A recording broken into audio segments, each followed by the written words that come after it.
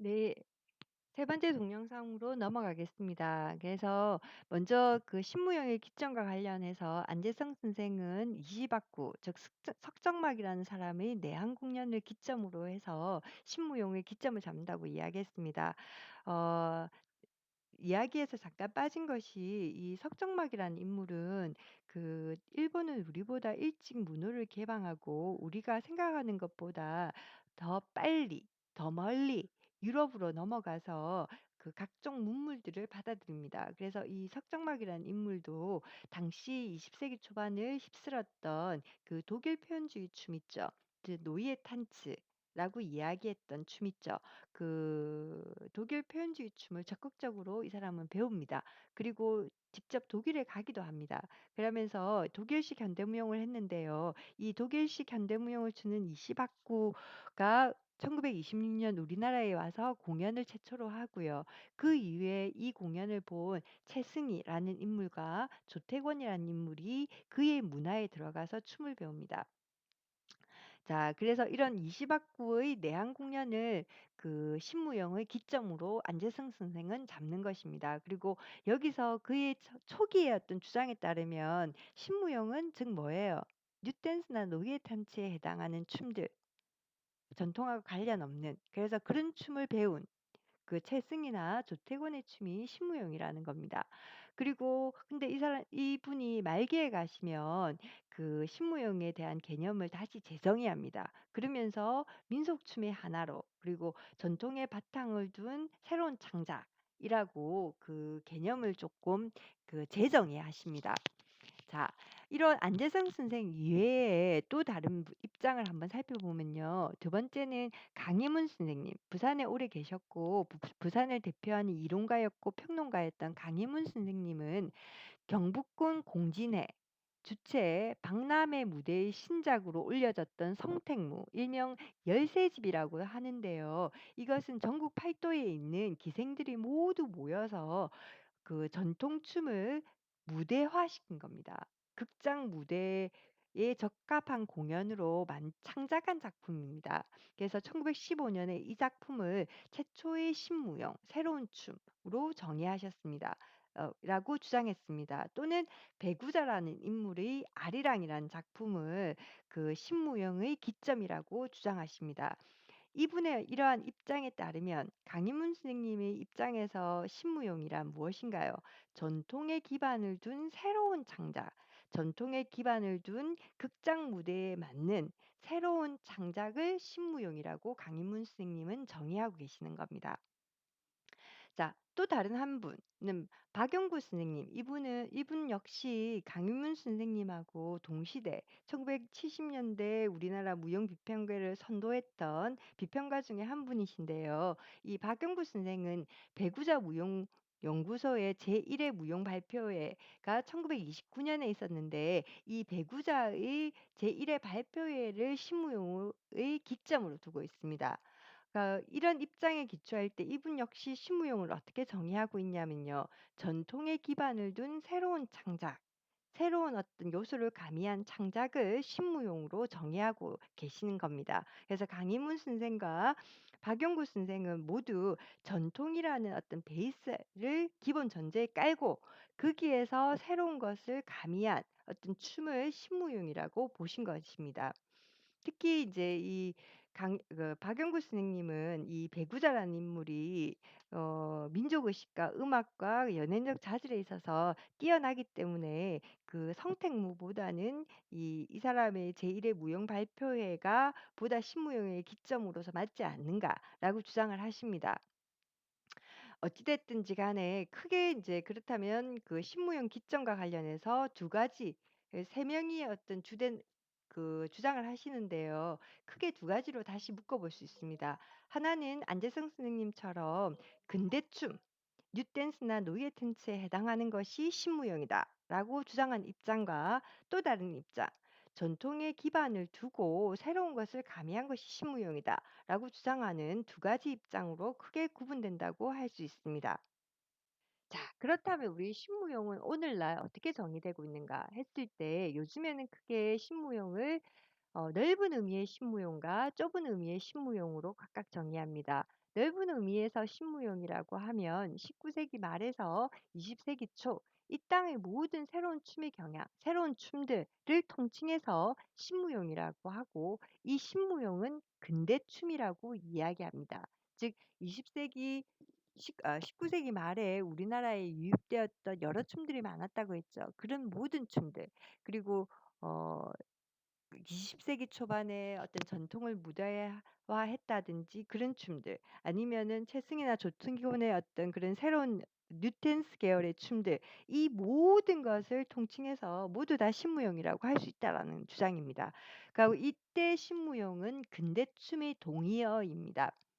한편 좁은 의미에서도 신무용을 정의합니다. 좁은 의미에서의 신무용은 석정막의 내한 공연 이후에 서양식 현대무용에 기반을 둔 그러니까 석정막에게 현대식 서양무용, 독일식 그 현대무용을 배운 채승이, 조태곤과 그의 제자들의 춤을 좁은 의미에서의 신무용이라고 합니다. 이때 신무용이란 결국 세계적 조리에 발맞춘 근대 무용과 한국풍을 가미한 춤 을 의미합니다. 즉 채승이라는 인물 자체가 이 사람은 한국 무용을 한성준 할아버지를 호텔방에 불러서 3 일인가를 배웠다고 해요. 그래서 한국 춤을 배운 그게 그렇게 많지가 않습니다.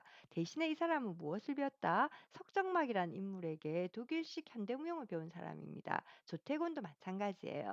그래서 이런 좁은 의미에서의 신무용 최승희, 조태권 그들의 어떤 제자들의 춤을 신무용이라고 할 때 여기서의 신무용은 결국 무엇인가? 세계적 조리에 발맞춘 근대 무용, 뉴댄스나 노이에 탄츠의 베이스를 두고 한국적인 요소를 가미한 춤을 신무용이라고 할 수 있습니다.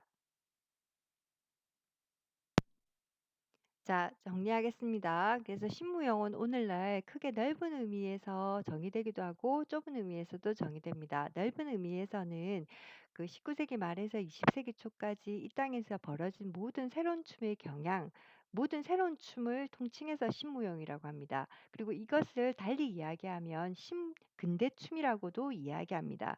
좁은 의미의 신무용은 채승야 조태권의 춤, 그리고 그의 제자들의 춤을 묶어서 신무용이라고 합니다.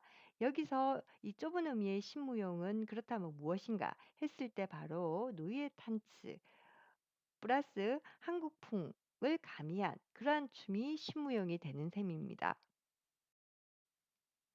자, 좁은 의미의 신무용의 주역이었던 최승희와 조태권이라는 인물은 먼저 최승희는 당시 전 세계적으로 센세이션을 일으켰던 동방의 무희로 불렸습니다. 그리고 이 사람 개인이 신체적 조건도 굉장히 탁월했고 춤에 대한 어떤 이 안목이나 안무 능력도 굉장히 뛰어났다고 합니다. 그래서 중국에서 이 사람이 해방 이후에 월북하게 됐는데요. 그래서 북한의 무용을 정립하는 데 그리고 나아가서 그 중국의 어떤 각종 종족 춤들을 정리하는 데 이 사람이 지대한 공헌을 했다고 합니다. 그래서 중국의 3대 무용가의 한 명 중에 최승희가 포함되기도 합니다. 그래서 대혜련 그리고 대혜련 선생하고 왕국분, 최승희 이 세 사람을 중국을 대표하는 3대 무용가로 꼽는데요. 최승희가 중국인도 아니지만 거기에 꼽힐 만큼 타고난 무용수였다고 합니다.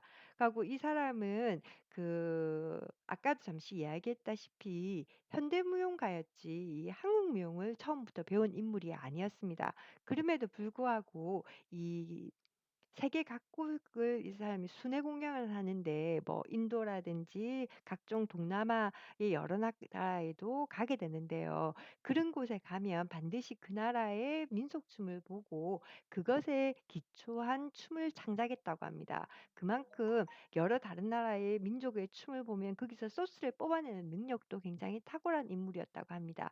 그리고 조태건 같은 경우에도 조태건은 이시박구 즉 석정막에게 춤을 배웠고 원래는 테니스 선수였대요. 그리고 이분은 그 어 재승이와 함께 신무역의 주역으로 꼽히는 인물이고 남자분이죠.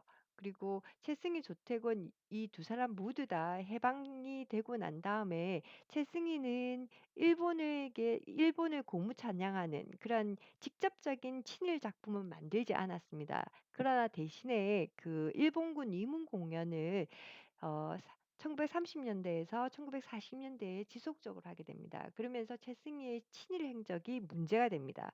뿐만 아니라 이 조태권이라는 인물은 최승희는 작품에서 직접적으로 일본을 친일한 작품이 없었지만 조태권은 직접적으로 일본을 고무찬양하는 작품을 만든 친일파였습니다. 그러면서 해방 공간에서 이 두 사람 모두 다 사람들에게 환영받지 못해요. 그래서 최승희는 남편이 또한 사회주의자였고 오빠도 사회주의였습니다. 그래서 최승희는 북으로 월북하게 되고 조태권은 미국으로 망명을 가게 됩니다. 미국으로 쫓기다시피 떠나게 됩니다. 그러면서 인제 하게 되는데요. 이 두 사람 모두 당시로서는 굉장히 탁월한 개인적인 능력을 갖춘 인물로 평가됩니다. 그래서 이 좁은 의미의 신무역의 주역이라고 하면 단연코 최승희와 조태권을 꼽습니다. 그런데 이 최승희나 조태권이 한 사람은 북으로 한 사람은 미국으로 떠난 뒤후에도 해방 군간에서 그의 제자들이 무용계의 패권을 장악합니다. 대표적인 인물이 동양풍의 신무용을 그러니까 그 각종 동남아시아라든지 인도풍의 어떤 신무용을 췄던 장추화라는 인물이 최승희의 제자였고요. 그리고 한국적 요소를 가미한 신무용을 춘 김백봉, 그리고 경희대에 오래 계셨고 여러분들도 많이 아시죠? 그래서 그 한국적인 정치를 반영한 어떤 신무용을 만들기도 했거든요, 최승희가. 그러니까 이런 춤을 주로 췄던 김백봉, 그리고 한국풍의 신무용을 췄지만 거기에다가 더 이렇게 발레적 요소를 또한 가미했던 송범, 이런 분들이 계속해서 최승희나 조태견이 떠난 그 공백을 대신해서 그의 제자들이 무용계를 계속 이끌어 나갔습니다. 그리고 특히 송범 선생님은 무엇을 만들었죠?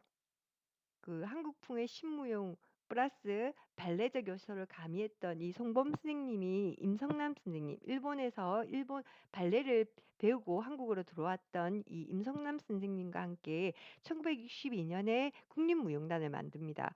그리고 김백봉 선생도 이 국립무용단에 아주 이렇게 중요한 역할을 하는 동시에 각종 친선 사절단, 리틀 엔젤스로 대표되죠.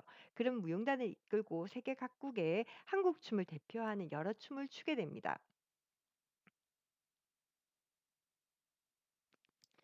자, 다시 말하면 이런 좁은 의미의 신무용의 주역이 최승희와 조태건이었고 그들이 없어진 다음에도 그의 제자들이 어떻게 국립무용단을 이끌기도 하고 우리나라를 대표하는 각종 친선 사절단의 대표가 되기도 해서 우리나라 무용계를 최선방에서 이끌어 나갔다는 겁니다. 자, 그렇다면 이러한 신무용이 갖는 문제점이 무엇인가에 대해서 이야기하도록 하겠습니다. 시간이 좀 모자랄 것 같아서 네 번째 동영상으로 넘어가도록 하겠습니다.